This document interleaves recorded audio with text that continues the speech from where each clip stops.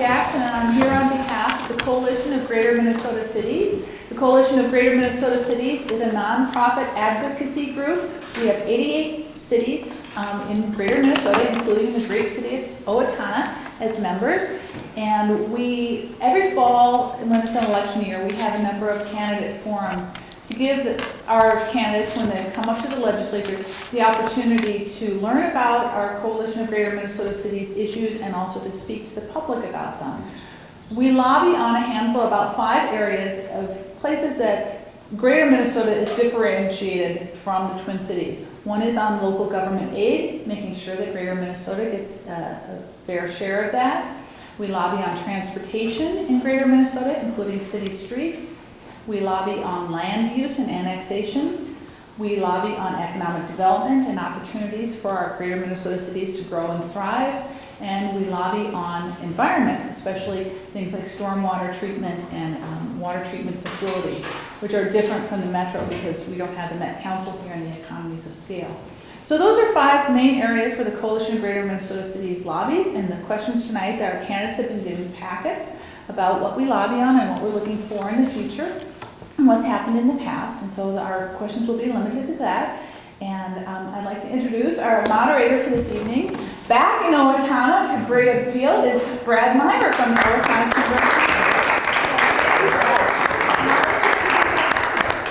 Chamber. Okay. Excellent. Good evening, everyone. As she said, I'm Brad Meyer, President of the Owatonna Chamber of Commerce. I'm thrilled to be asked to be the facilitator for today's forum, so thank you.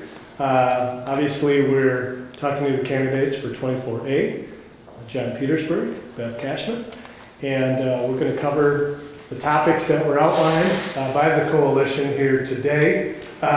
Just a few of the format rules, so we all know what the rules are that we're playing by. We're going to have opening statements by each of the candidates. Each candidate will be given up to 2 minutes to respond to each of the questions. As moderator, I have the discretion to ask a candidate a follow-up question if we feel that there's more of a complete answer needed to the question asked or the answer given. And we can also offer rebuttal time to the candidates. So with that said, there will also be closing statements after we get through the questions of 2 minutes as well. And we will be timing right up front here. The yellow card will be 30 seconds. Got it right there. And the red card means time is up and we are moving on. And you get a 10-second as well. Okay, so I'm going to sit here so we have the mic working properly. And we're going to just start off with our 2-minute opening statements. And we'll start with John Petersburg there on the far end with your opening statement. John. Thank you, Brad. And can you hear me okay? Is this sound all right? Thank you, Brad, and thank you for returning president of the Owatonna Chamber. We appreciate you having back. It's nice to see people out there in the crowd in the audience that I've seen before, and thank you for your support. I am John Petersburg, and I have been the current representative for the last 2 terms, the last 4 years. And I was privileged, and I still believe that I'm privileged to serve this community up in St. Paul, to really do your bidding, to stand up there and make the decisions and to try to address the concerns that you bring to us. A little bit about my history. I've lived in the Owatonna area virtually all my life, except for a few years when I was going to school down in Arizona. I've either lived in Dodge County or Waseca County. Never lived in Steele County, yet I've been a member of Trinity Lutheran Church here in town all my life. And so it's something where I probably spend as much time in Owatonna as I do in my home counties from either county that I was at. But living in Waseca and working in Owatonna has given me a great opportunity to be able to know the district, to know what's going on in both towns, and to really get a feel for what is happening and the needs that are out there. I've been hearing a lot of concerns over the years from various aspects of society. Lately, of course, we're going to probably hear a little bit about the healthcare program, but certainly transportation has been one of the big ones, especially Highway 14 as we move forward. So we're going to continue on working with that, and I just wanted to, again, to say how much I appreciate your support and the service that I can give back to this community, because in my opinion, it really is all about service. Thank you. I'm Bev Cashman. I was born and raised in Winona, Minnesota. I grew up with 5 older sisters and 2 younger brothers, and had all my schooling in Winona, and then came here in the fall of 1974 when I got my first job teaching. It was at St. Mary's Marion, and I was the 1st through 12th grade vocal music teacher. And I've been teaching ever since. So this year I started my 43rd year of teaching.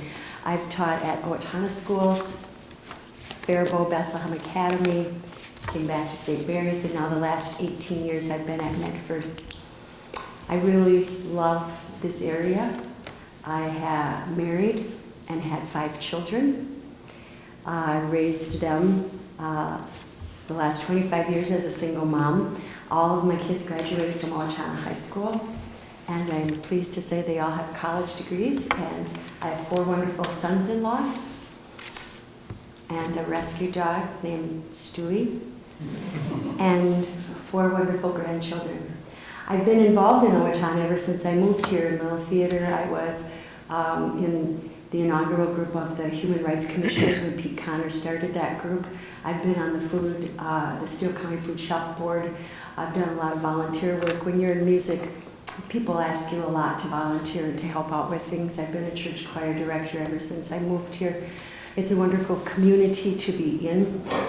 I've appreciated the opportunities that I've had, and it's a good place to raise kids. Terrific, thank you. I should mention that we agreed up front we would be informal, so John and Bev instead of formal. I don't want you to think I'm being disrespectful here. All right, so our first question, Bev, we'll start with you. The primary task for the legislature during the 2017 session will be to write the next state budget. Assuming a very modest state budget surplus, what should be the state's budget priorities for the next biennium? If you believe state spending should be less, where would you seek reductions? What areas of the state budget should see more funding, if any? Bev, we'll start with you. I should have taken notes on that. On the budget, I've knocked out a lot of doors too, and people were upset that a lot of bills didn't get passed in this last session.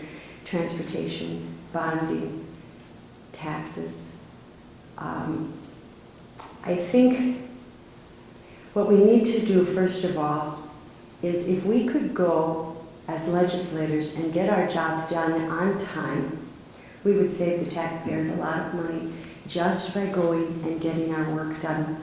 No special sessions, no closed government. I think that transportation has been a big deal. That the legislature and the governor agreed that we needed $600 million a year just to keep up with the roads that we had. And we were disappointed that we didn't get transportation money this time, particularly down here on Highway 14. So I think we need to figure out a solution. We agreed, and by that I mean both at the House and the Senate, Republicans, Democrats, that we need to get money for this. We just haven't agreed yet on how we're going to get the money for that. So number one, we can save money by getting our work done on time. Number two, we do need to see more money for transportation, figure out how we're going to meet that $600 million a year. I know that the governor has asked and would really like more preschool education. The more you read about children and their brains, the more I think we do need more preschool education available, particularly to parents who can't afford it. And as John said, health care is going to be huge. Thank you. John, the same question to you regarding the 2017 session and writing the state budget. If you believe spending should be less, where do you seek reductions? What areas of the state budget would you see more funding, if any? Well, that's a very good question, and one that really boils down to something fairly simple. And for me, it is that prioritizing for the state budget should be threefold. We really have, by Constitution, three responsibilities from the state. One is for education of our children, K-12. The other is for public safety, and that's fire department and security and all the other. And the other is infrastructure. And that's more than just roads and bridges, it's also the buildings that we have, own, et cetera. So those three constitutionally are the areas that we really need to start prioritizing on. Beyond that, everybody else then, I mean, it kind of fits into the pie and into the ownership of where the funds actually get to be distributed from. So, you know, we talk a little bit about transportation and K-12, et cetera, and yes, we absolutely have to provide for them. The challenge for us is that sometimes we just throw more money at it rather than being effective and looking at where the impact is. For example, the pre-K programs that we hear talked about, there are a lot of good programs out there in the public already that are not just funded and directed by K-12 educational systems. And those programs are something where we really felt that it was better to target the kids that needed it the most and do that through the ability to provide scholarships, et cetera. Now, I'm sure we'll be talking about more transportation issues later, so I'll leave that for later. But the point is that we need to understand that the dollars that the state spends doesn't come from something magical. It first has to be taken all of your pockets. It has to be taken out of my pocket. It has to be taken from the taxpayers that are there. And I think that the taxpayers are asking us to have a fiduciary responsibility to spend it wisely when we do. Thank you. The next question is a big priority for the Coalition of Greater Minnesota Cities, and it revolves around local government aid. John, we'll start with you on this one. Local government aid continues to be an important program for restraining property taxes and providing services to residents and businesses at a reasonable cost. For 2017, the LGA formula distributes approximately 66% of all LGA funds to Greater Minnesota versus 34% to the metro area. The LGA formula was reformed in 2013 and has the support of the Coalition of Greater Minnesota Cities, Metro Cities, and the League of Minnesota Cities. The LGA appropriation to cities across the state is flat. It does not increase with inflation. Also, due to past cuts, LGA is still $45.5 million less than it was in 2002. All that said, here's the question. Do you support the current LGA formula, and would you support an increase in LGA to get back to the 2002 level? John, we'll start with you. Thank you. So 2002 was the level in which it peaked. And certainly we would all like to go back to those times in which we were at the peak.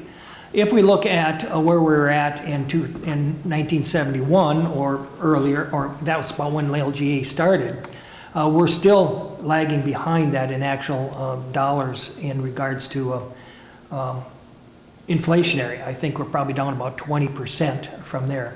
From 2002, we're a lot farther than that from those dollars. But again, as we talk about, most cities right now, their tax revenues for property taxes probably run about 35 to 40% of their budget. And some cities are getting as much as 70% of their budget is through LGA.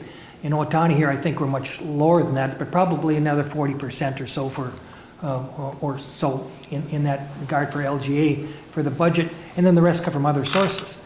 And Chris there can probably answer that question better than I can as far as the dollar amounts.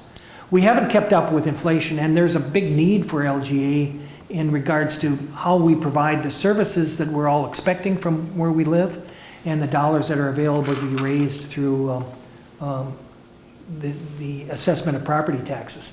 So how we get there is obviously the challenge that we have. The state legislature is also struggling with how do we do that, because the money that we give through LGA is also collected from the pockets of the people that live here in Owatonna, along with others. It's part of the sales tax and part of the others, and there certainly is property tax on businesses that is also collected to the state and then transferred back down to LGA. In 1971, LGA was created in order to really compensate for some other changes in local government aid programs, and it's a program that I think is worthwhile, may need to be tweaked a little bit, but certainly we need to continue on the growth. Thank you. Val, I'll repeat the question for you. Do you support the current LGA formula, and would you support an increase in LGA to get back to the 2002 level? I do support the formula. And that when John talked about how some cities get 70% and some get like 30% up in the cities, that formula is based on what the needs are. And some towns who are not property rich don't have as much of a tax base. And so the LGA is important to them. And LGA is used most often for police and fire safety. And you don't want to take that away from cities. When it comes to whether or not we would raise it, it's true in what you said that it was higher, the highest in 2002, and we haven't seen those rates return now in the last 14 years. And when LGA doesn't come to us, that's when our property taxes go up. John, when you were talking about the House bill, the House actually froze LGA. And you voted for $20 million, where the Senate asked for $85 million. 20 million is a low number, and I think that we can do better than that, that we can come to a consensus on that. And I'll leave it at that. Okay. Thank you very much. Next question here is regarding our favorite topic, transportation. And I say our because we have a particular road we're trying to fund down here, as you both know. In 2015, both Democrats and Republicans agreed our systems of highways, roads, and bridges need about $600 million a year, but they failed to pass a long-term transportation funding bill. So here's the question, and Beth, we'll start with you. Would you support a gas tax increase to help pay for highways, roads, and bridges? If not, where would you propose to find the $600 million a year to cover this need?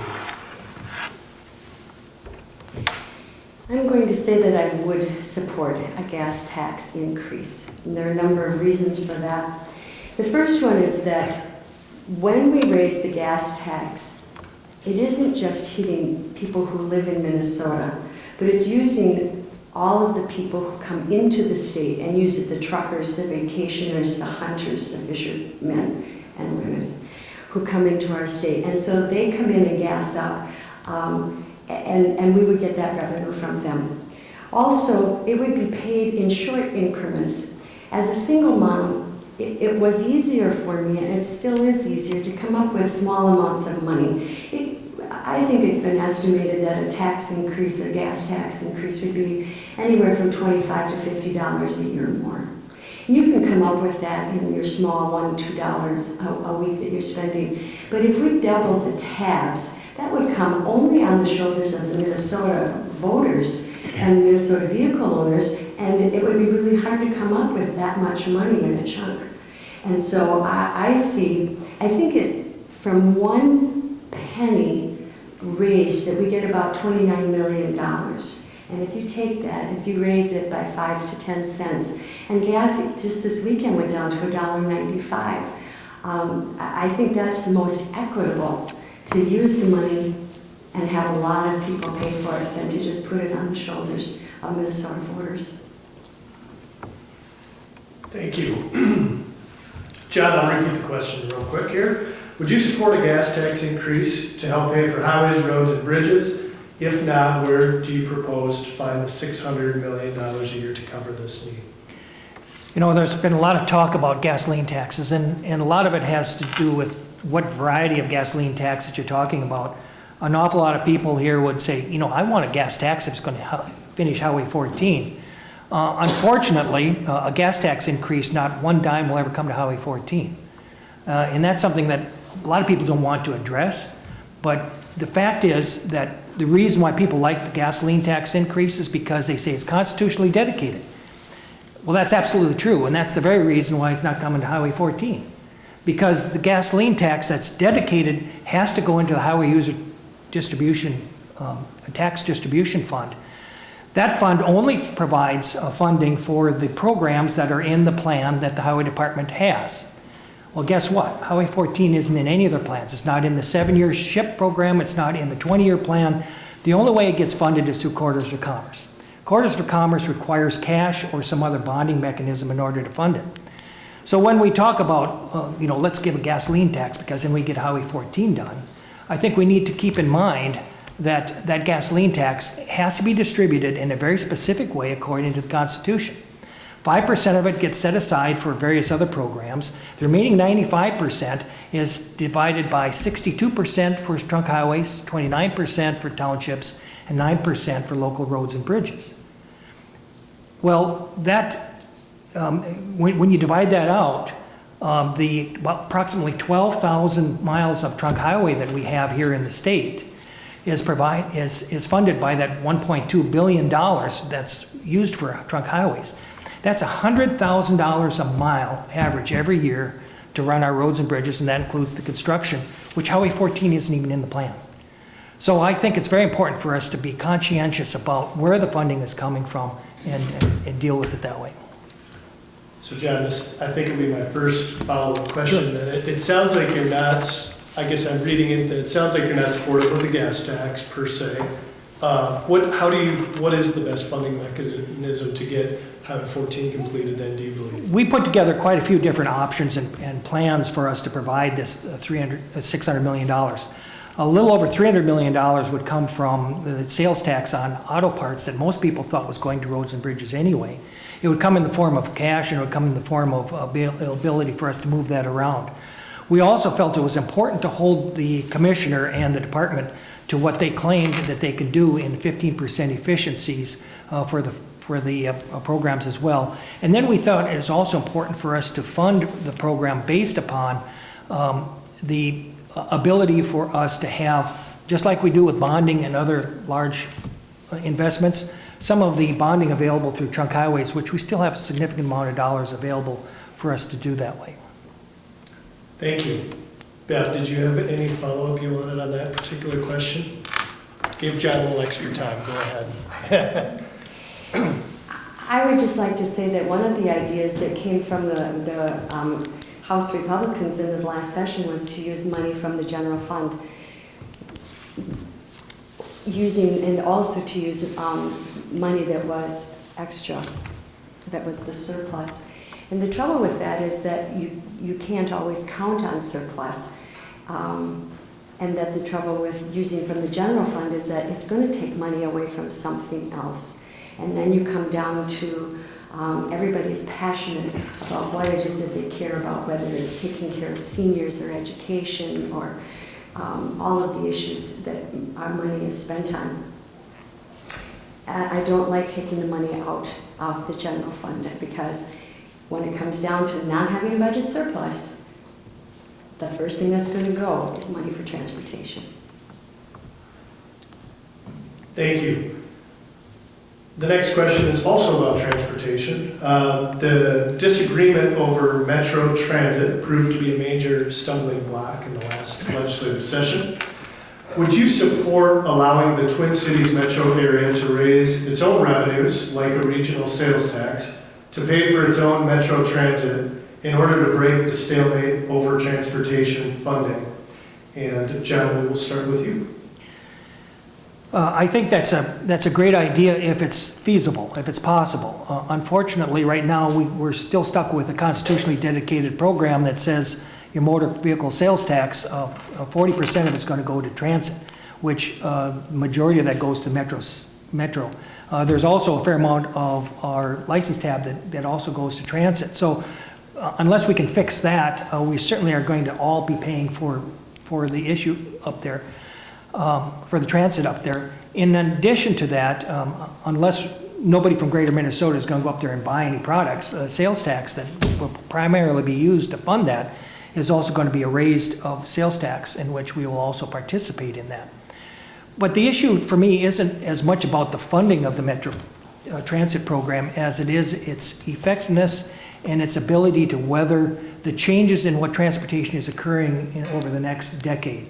With the auto driving cars and with the efficiencies in Uber and Lyft, we're finding that the ridership in many other parts of the country are starting to decline. They're not growing up. And to know the fact that we subsidize as a state or as even in the metropolitan area, 65 to 75% of the cost of running the transit programs, it seems like we really need to rethink about how we fund that and how we provide for it. The fare boxes are being kept low for those that can't afford it, and rightly so. I think that's appropriate for us to do so.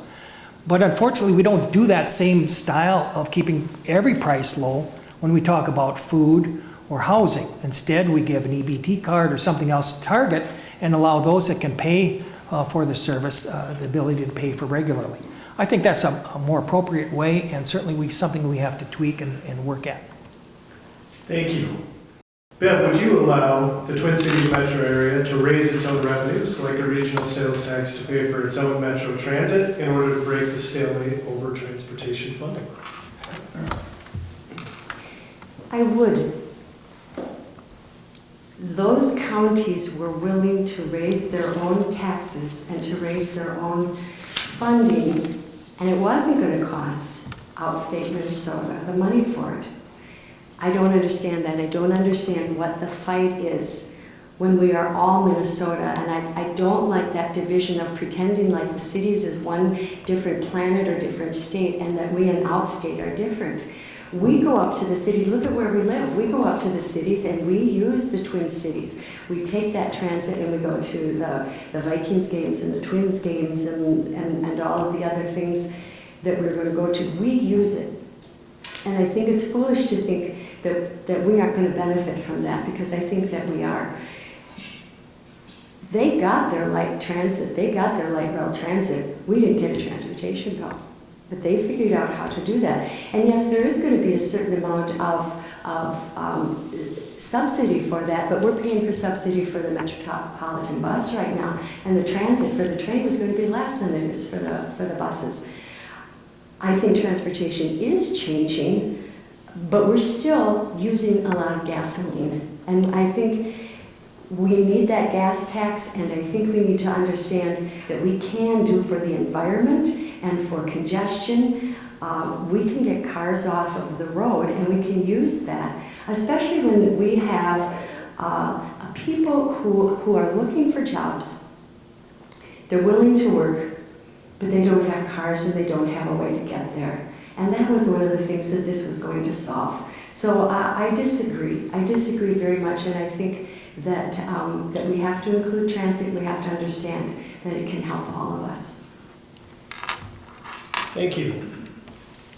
The state has a number of tools available to stimulate economic development in Greater Minnesota, such as business development infrastructure grants, job training incentives, housing tax credits, business tax cuts.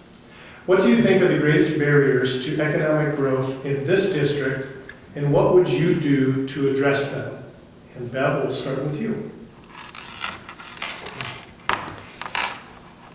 I think that the worker shortage started a while ago when we came up with the mistaken belief that every student needed a 4-year college degree. And the high schools then lost their ag programs and their shop programs. And for some reason, it seemed that we looked down on those jobs, and that we didn't want our children to have those jobs. And I think nothing could be further from the truth. And luckily, I'm happy to say that out at Medford, we have a thriving ag department. And our principal now, who was a former ag teacher, was the state ag teacher of the year. And our other ag teacher, Tim Larson, was the state, and he was also the national ag teacher of the year. And I think we're seeing programs like that that are beneficial. So I think if we could get our shop classes back up running again, and if we could I think we need to reframe that idea that you need to go to a four-year college, because we look at Owatonna, we have so much manufacturing. People are making good livings living here. I just ran into a student the other day who was thrilled. She hadn't gone to college, she didn't know what she was going to do. She said, I'm working at Viricon, and I love it, Mrs. Cashman. I just ran into her yesterday. So I think we can do more for the trades and the other, and to channel students and to make use of Riverland here in town. Having our students go to that PSEO is really helpful. So I hope I answered your question. Thank you. John? To me, I think there are two major issues. The one is probably the strongest, I think, and that has to do with the availability of workforce housing. Here in Owatonna, we just don't have enough houses for people to move in. We have one of the lowest unemployment rates in the state, and we just don't have the people to come in and live here and find reasonable housing. A lot of people just aren't coming. You talk to Federated, you talk to some of the other companies that have large income producing jobs, and people come and then say, okay, where can we live? And there just isn't any place here. It's something that we've been working on for the last 2 years up to the legislature, trying to figure out a way of finding some avenue for new housing starts as well as smaller housing development starts. And we're making progress. There are a lot of programs that were initiated this past year that I think will impact it a lot. The second one has to do with just retention of businesses and the ability for us to be able to do that through, I think, our business tax rates as well as certainly state property tax rates. That our bill that we didn't get signed by the governor would have had a big impact on local businesses to the tune of about $1,000 a year in savings of taxes. So I think those two alone are really crucial for us to really work on here. I think education is certainly one of those areas, but we also have the ability to train people here as well. So I think it's really important for us to know that we need to get houses for people if we want them to stay here and live here. That's how we develop our economy. Thank you. Because no bonding bill passed in the 2016 session, many infrastructure projects went unfunded. The Coalition of Greater Minnesota Cities supported a number of statewide bonding projects, such as the Greater Minnesota Business Development Public Infrastructure Grant Program, and 3 grant and loan programs that fund clean water initiatives. Owatonna actually has received some of these business development public infrastructure grants as well. Should the legislature assemble a bonding bill right away in 2017 to address some of the capital investment needs of the state, what would your priorities be in a bonding bill? And John, we'll start with you on this one. Well, it's a two-part question. One is, should we create a bonding bill right away? Obviously, that takes a little bit of time. The bonding bill that we had last year, that we passed, by the way, with 92 votes, only needed 83. It was one of the larger bipartisan votes we've had for a bonding bill in the House. Had really a lot of good things in it. We certainly can use part of that to start with, but each biennium, it changes a little bit in both what's available and the programs and needs that are out there, because everything else is another year older. It will take a while for the committee to meet and put together a bonding bill. I would like us to see a bonding bill again this year as well as next year, or I should say the next 2 years, because we really do have that infrastructure needs. Anywhere from the University of Minnesota all the way down to a lot of water projects and city improvement projects, to even cities that were devastated with some flooding and other programs as well. So we really need to do that, and I think we need to figure out what we can accommodate this year and continue to move forward with as many projects as we can.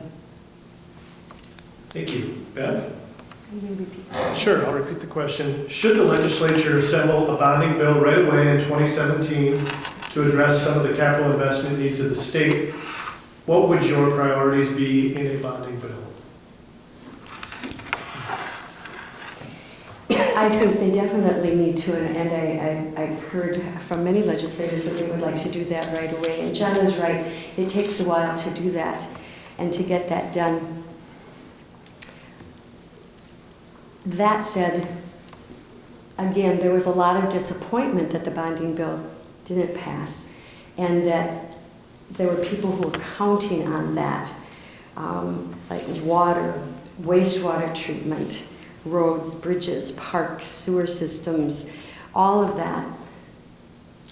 I think the frustration knocking on doors that people are so angry and frustrated was that it waited until the very end that the House leadership was holding everything so close to the vest that it came down and people didn't have a chance to look at it. The public didn't have a chance to weigh in on it, and it was just so delayed that I think we need a certain amount of legislative reform that says that bills have to be out there in time and give scrutiny, that transparency, not only for the legislators to know what's in it, but also for the public so that they can weigh in on it.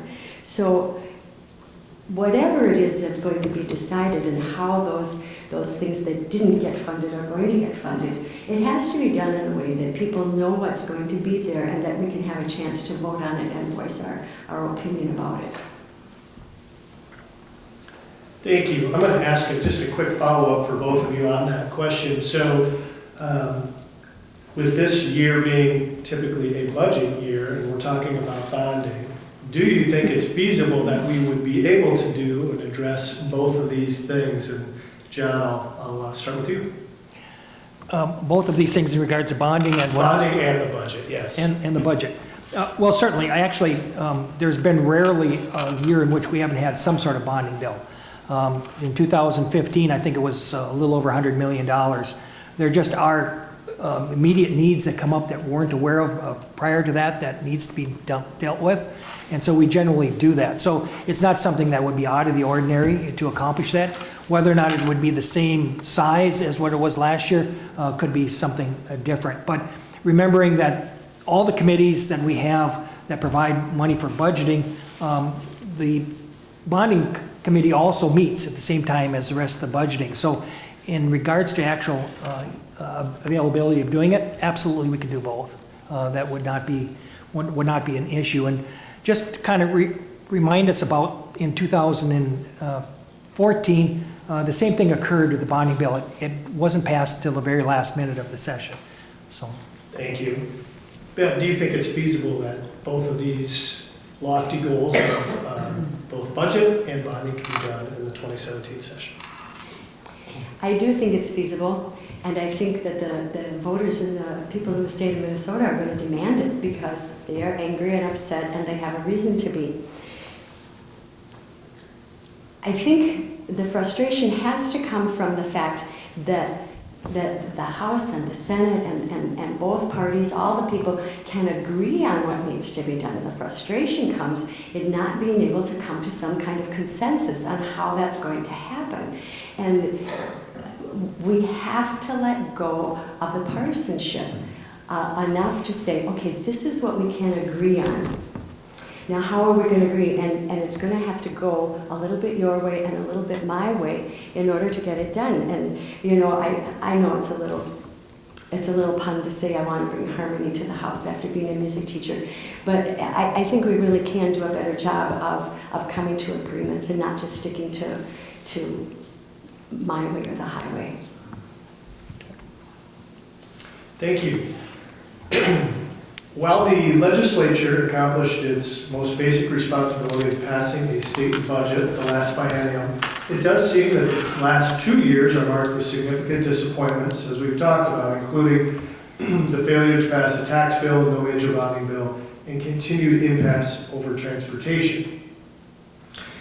Beth, we'll start with you on this question. What do you think needs to happen at the legislature to make sure that these other important pieces of legislation get passed?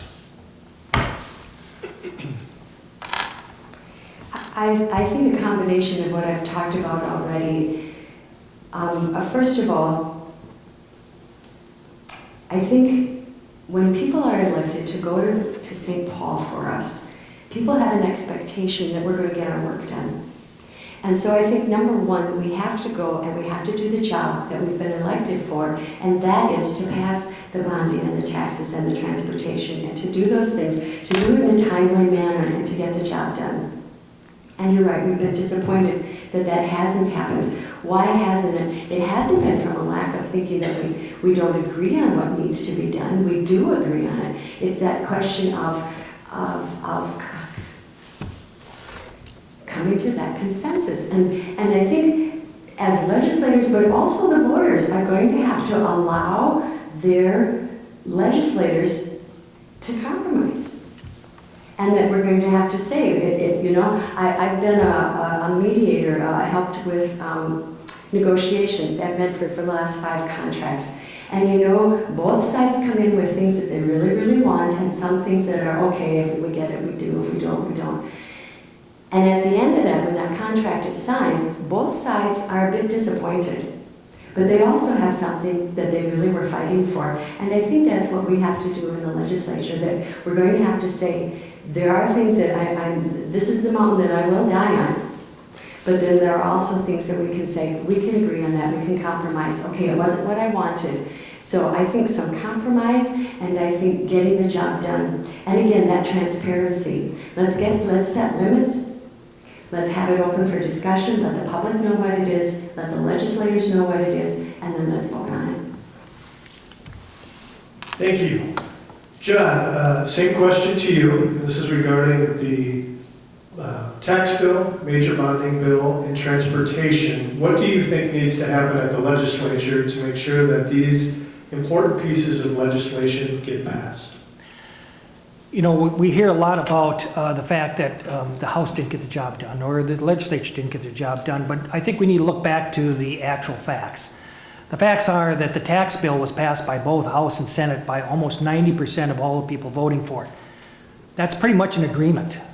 Why was it vetoed? Because there was a one-word mistake made by the nonpartisan staff. This is somebody that isn't affiliated to either party that was made in error that would have been easily corrected.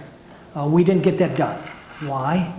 Because it was being used as leverage for something else. The point is that I once heard just recently that you need to compromise when you can, but when you can't, don't. And that's pretty much what I firmly believe, that when you send me up there, there are certain core values that you expect me to hold for this community. And those are the things that we don't compromise on. Most people don't know that over 50% of all the bills that come before both the Senate and the House pass unanimously. About 35% or so of the remaining are passed by both Republicans and Democrats. Only about 10% have a real partisanship feel for it. And those are the ones that we really do need to spend more time at. And if we don't come to a solution for that, it's probably because we haven't got it all worked out yet. And that's important for us to know as a legislature that we do need to keep working on those projects and those programs. And sometimes you aren't going to get it done. The tax bill had some real big issues in regards to the first year that it got passed from the conference committee. When we came around the second time, a lot more of those were settled, and it became even a better bill. And so I think it's important that if we want to resolve some of these issues, we have to be willing to work on them, not just saying compromise, but we really need to work on them and come up with a solution that everybody can abide with. Thank you. Yeah, Beth? Okay. I have to say that I don't think compromise is a nasty word. That compromise means give up. It doesn't. But it means that neither side is right all the time. And that we have to, if we're going to get things done for the state of Minnesota, which is supposedly why we are up there, is that we're going to have to come around to saying we're going to have to reach a consensus and we're going to have to give up a little bit of what we really want. That's what I think that compromise is. The other thing about the tax bill, $100 million error is not a little mistake. And I know it may have been made by someone else, but the thing is, I'm not going to go to the bank and sign a loan from the banker who says it's got a $10,000 error in it, but we're going to fix it, so trust me. We're not going to do that. And so we aren't going to sign a bill that has a $100 million error. It's not going to happen. Thank you. Anybody know the effect of that $100 million? What that did was we're going to leave $100 million more in local charities that they weren't going to have to cough back up to the state of Minnesota. It wasn't a $100 million error to cost to anybody. It was what $100 million was going to come less to state coffers because it would have stayed there. And it was easily corrected, not only with just some word from both the House and the Senate leadership to say, hey, we want the commissioner to enforce it this way, and we'll deal with it the following year. That was something that's easy. It's been done in many other times when drafting errors like this have occurred, but it didn't happen because it was used for another reason. And I think it's important for people to know that what it was all about and why it occurred the way it did. Thank you. We are now to the point where we're going to do closing statements. And so we want to thank the candidate. Well, we'll thank you in a second. We're going to hear from you one more time. You each have 2 minutes to make a closing statement. And John, we're going to start with you. First of all, thank you for coming and attending. As you know, we do have some disagreements in some areas where we differ in our opinions. And that's what it's all about. That's what is why we're a democratic society and why we are out here exploring and explaining various positions which we stand for. This is one of those times in which you can hear from the constituents and the candidates as well, and I really thank you for coming and listening to what we have to say. I believe that Minnesota is much better off with a legislature that has opposing views in it rather than everybody agreeing with everybody all the time. I think we explore outside the box better. I think we find alternatives and better solutions when we come at it from differing degrees. I believe one of my strengths has always been improvising and finding alternatives and ideas. It's part of why I think it was helpful for me to have been able to have gotten $40 million into a bonding bill for Highway 14 in a way that hadn't been done before. I think it was important for us to know that we have people that are interested in looking at alternatives rather than just the status quo. And I think that's one of the things that I offer. I'll certainly offer the experience of being up there for the past 4 years, and the experience as Vice Chair of Transportation, knowing what can be done and what can't be done, and being able to work. I have great friends on the other side of the aisle. Chair Hornstein, who was the past Chair of Transportation, and I spent a great deal of time talking about it, and we actually came up with some collective ideas on how we can solve some of the issue, including transit. And so I think we have a lot going for us and a lot to do. And I just thank you for your support, and I ask for your support in another 2 weeks. Thank you. Bev, 2-minute closing statement.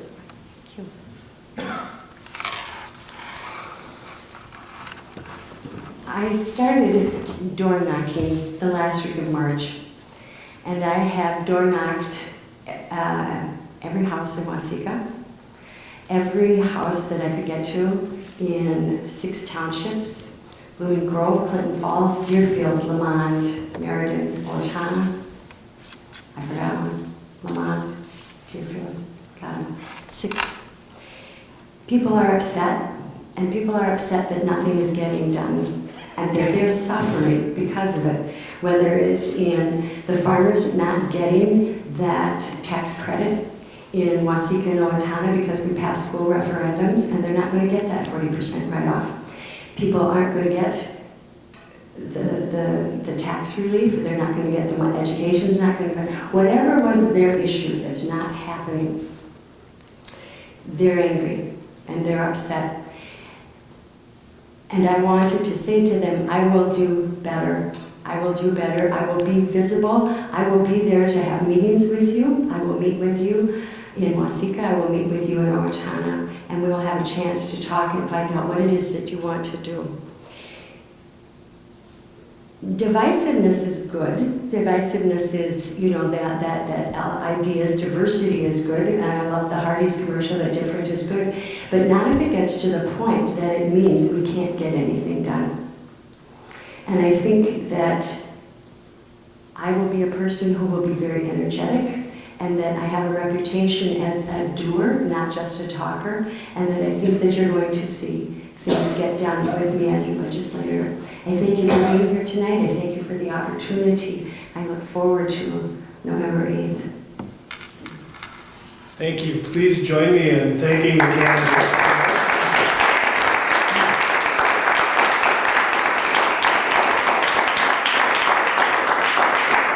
On behalf of the Coalition of Greater Minnesota Cities, thank you, Bev Cashman, Representative Petersburg. We appreciate it. And thank you all for coming and listening today. And remember to vote on November 8th. Thank you. Have a Or great evening. sooner if you want. Or sooner. Thank you. Open it up, open it up. Thank you. Thank you, John. Thank you, appreciate that.